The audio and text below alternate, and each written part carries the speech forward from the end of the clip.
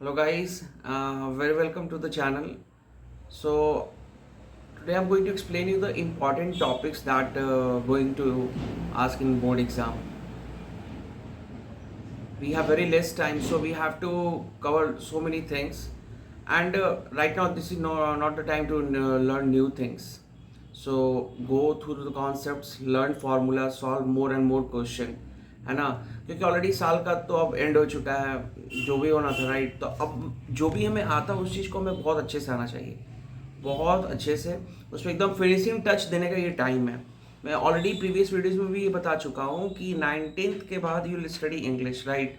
So only in this remaining 5 to 6 days we have to study all the 3 main papers, है ना। All the science students I am saying, bio वाले भी इसमें आते हैं। जो भी पढ़ना अभी पढ़ सकते हो, बाद में टाइम नहीं है पढ़ने का, ठीक। तो मैं सोचा कि कुछ इंपॉर्टेंट चीज़ बता दूं कि जो फिजिक्स के बोर्ड एग्जाम में डेरिवेशंस रिलेटेड वो आते हैं।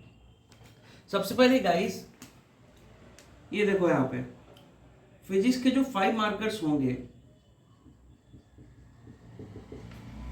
कैसे करना है एग्जाम में, इतने में लेस टाइम मैक्सिमम आउटपुट। सी 5 मार्कर्स में फिक्स होता है रे ऑप्टिक्स आएगा या वेव ऑप्टिक्स। तो रे ऑप्टिक्स या वेव ऑप्टिक्स है, यही होता है। तो रे ऑप्टिक्स को अच्छा कर लो, वेव ऑप्टिक्स, ठीक है।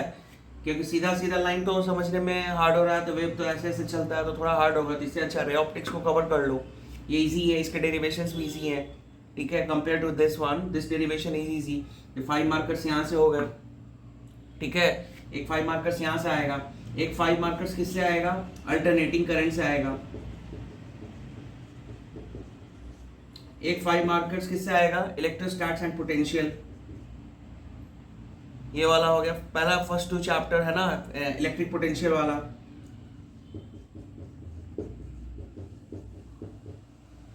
फाइव मार्कर्स इससे, 5 मार्कर्स इससे, 5 मार्क्स कितने हो गए, 15 मार्क्स हो गए राइट। ये 15 मार्क्स यहाँ से तो दो केस स्टडी आएगा।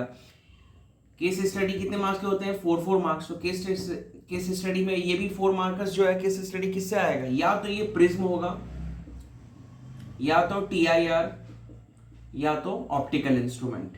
ये तीनों में से कोई एक पूछा जा सकता है एग्जाम में, वो 4 मार्कर्स का होगा। सो प्रिज्म इधर TIR और इधर ऑप्टिकल इंस्ट्रूमेंट, ठीक है। ये बहुत ही इंपॉर्टेंट। और एक 4 मार्कर्स केस स्टडी में ही टोटल 2 केस स्टडी आते हैं। या तो केस स्टडी इन तीनों में से कोई एक आएगा 4 मार्कर्स का, और एक केस स्टडी आएगा सेमी कंडक्टर। सेमी कंडक्टर से 4, ये कितने हो गए, प्लीज काउंट, 5 + 5 15, 15 + 4 19 प्लस 23 मार्क्स का मैंने यहाँ बताया भाई। इतना तो पासिंग मार्क्स होता है फिजिक्स का बोर्ड का, ठीक है। ये 23 marks easily you will get if you study to the point. इससे एक डेरिवेशन बता दिया, 1 न्यूमेरिकल्स विल बी देयर, मतलब एक डेरिवेशन उसके साथ एक न्यूमेरिकल्स रहेगा। अल्टरनेटिंग करंट में भी क्या रहेगा, एक डेरिवेशन उसके साथ एक नॉर्मल क्वेश्चन, है ना, easy one. Electric potential same thing, derivation with 1 numerical. And यहाँ पे केस स्टडी में 3 क्वेश्चन होगा, एक केस स्टडी में छोटे छोटे क्वेश्चन 1 मार्क्स के इस टाइप के होंगे, ठीक है। एक और चीज, 16 मार्क्स का ऑब्जेक्टिव आएगा right. In that 16 marks objective, ray optics से ऑब्जेक्टिव नहीं पूछते हैं वो, you take care of that. Ray optics already 9 marks का वो ऐसे पूछ रहे हैं राइट। तो रे ऑप्टिक्स ऑब्जेक्टिव नहीं आता एग्जाम में, वेव ऑप्टिक्स रह सकता है। रे ऑप्टिक्स ऑब्जेक्टिव नहीं आता है, तो 16 मार्क्स कितने हो गए, here 25 and this 25 + 16 it will be how much, 5 5 5 15, 15 + 4 19 + 4 23 and + 16, this will be how much, 39 marks, ठीक है। ये 39 मार्क्स गाइस, इतने तो आनी ही चाहिए बहुत अच्छे से। ये 39 नंबर, बाकी के 70 में वो जो 31 नंबर और 2 मार्कर्स 3 मार्कर्स जो है वो बैलेंस करना होगा आपको। तो ये 39 मार्क्स कैसे करना है, you please guys go through this is very important, very important। ये this is the, एक कह सकते हैं ये आइडिया है, summary how to score very well in physics paper.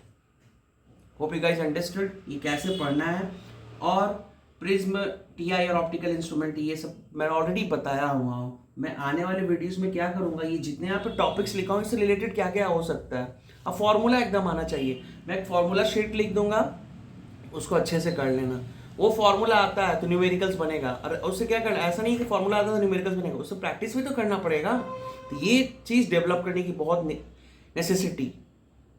If you not doing this all things, exam में question ये होगा। प्रैक्टिस बहुत ही इंपॉर्टेंट है। This is a prime time.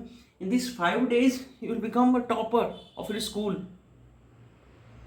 In this 5 days you will become a topper of your school. Only the thing is that you have to study to the point. What type of question they asking, और थोड़ा सा brain तो use करना पड़ेगा ना। ऐसा तो नहीं है कि कोई भी टीचर, कहीं भी पढ़ो, जब तक अपना ब्रेन यूज नहीं कर रहे हो कुछ नहीं होने वाला।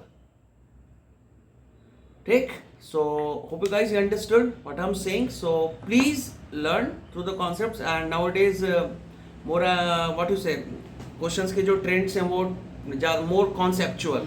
तो मोर कॉन्सेप्चुअल कब होगा, जैसे फॉर एग्जांपल कैन आई, अब मैं इरेज कर रहा हूँ, जैसे मैं बता रहा हूँ यहाँ पे,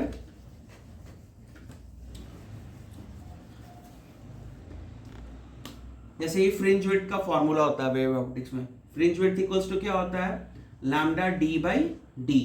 जैसे ये लैम्डा डी बाई डी है, ये फ्रिंज विड्थ है, राइट। अब कभी कभी क्या, ये क्वेश्चन आईआईटी जो जेई 2012 में क्वेश्चन पूछा हुआ है, राइट। क्या पूछ देंगे ये, इस वेवलेंथ, इस रेट, सपोज ये लैम्डा है तो फ्रिंज विड्थ लैम्डा के डायरेक्टली प्रोपोर्शनल है। तो पूछ रहे हैं कि रेड लाइट और ब्लू लाइट, ये रेड लाइट और ब्लू लाइट दोनों में फ्रिंज विड्थ किसका ज्यादा होगा। डी और ये डी तो चेंज हो नहीं सकता, राइट। ये कैपिटल डी, ये तो डिस्टेंस होता है, ये भी डिस्टेंस, ये चेंज नहीं। केवल इसको वेरिएशन किसको हम कर सकते हैं, लैम्डा को वेरी कर सकते हैं। तो ये रेड लाइट है, ये ब्लू लाइट है। तो ये प्लीज गाइस ये भी नोट डाउन कर लो, बहुत बच्चों को कंफ्यूजन होती है। VIBGYOR जितना ज्यादा ऐसे चलता है, वेवलेंथ क्या हो रहा है, इंक्रीज हो रहा है, ठीक है। यहाँ पे more the wavelength more the, ये जितना नीचे वेवलेंथ उतना कम, फ्रीक्वेंसी उतनी ज्यादा। ये उल्टा, वेवलेंथ फ्रीक्वेंसी के इनवर्सली प्रोपोर्शनल, ये सब चीज पता होना चाहिए, राइट।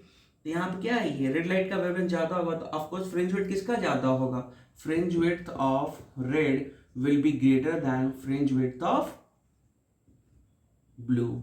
ये क्वेश्चन था IIT JEE 2012 और ये CBSE 2022 के वो जो टर्म 1 टर्म 2 के फॉर्मेट में एग्जाम हुआ तो उसमें ये क्वेश्चन नहीं पढ़ोगे तो हार्ड होगा ही।